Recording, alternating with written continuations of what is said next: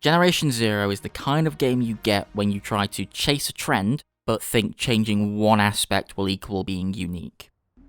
Gen Zero is a co-op shooter set in 80s Sweden. But instead of zombies, you fight robots.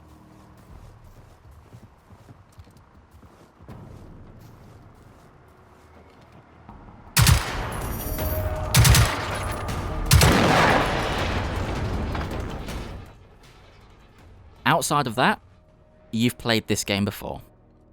That doesn't mean it's bad. Although, to be fair, it's not great. I should give the game some credit. The early section does a great job at building the overarching mystery of the robot invasion. And fighting those robots, before you fully understand how the game works and its mechanics, can be pretty intimidating. Specific praise, I think, needs to be given to the first few bunkers you encounter.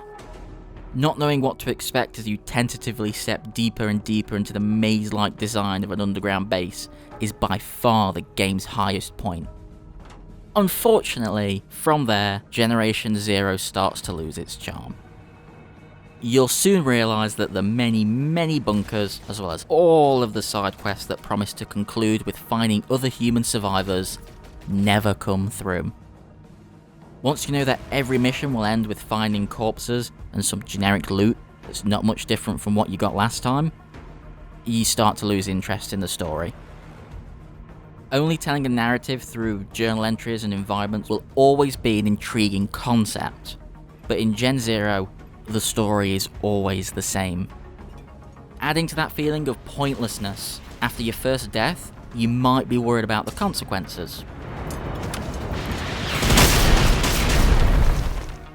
Well, don't be, because there aren't any. You might have to run back a little bit to where you died, but if you were already finished in that area, then all you've done is save yourself some time opening the fast travel screen. Rounding out the game, there's a pretty basic skill tree and some very simple weapon customization. There's a lot of game on offer here, but after you've played about 3 hours of it, you've experienced it all. I don't want to give the impression that I hate the game.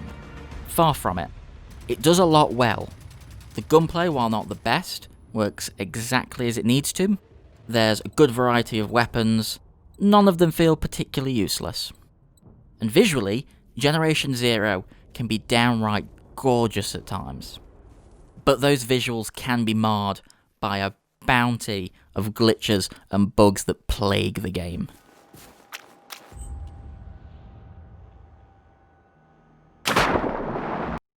Don't even fucking bother trying to ride a bike. But again, to be fair, the developers have put a lot of effort into fixing any known bugs. While I do find it sneaky to release DLC before your game even functions properly, I can't deny the work that's gone into not only improving the technical quality, but the UI and fundamental mechanics as well.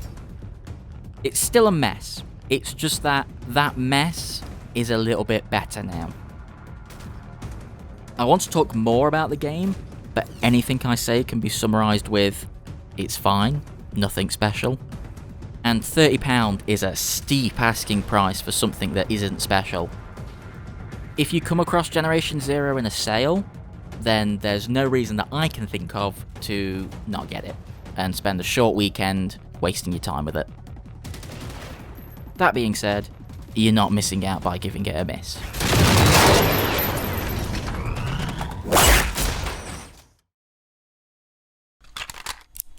If you've found this audio journal, you've been wasting your time searching for story in a place you're not going to find any. So why don't you just leave a like and f*** off?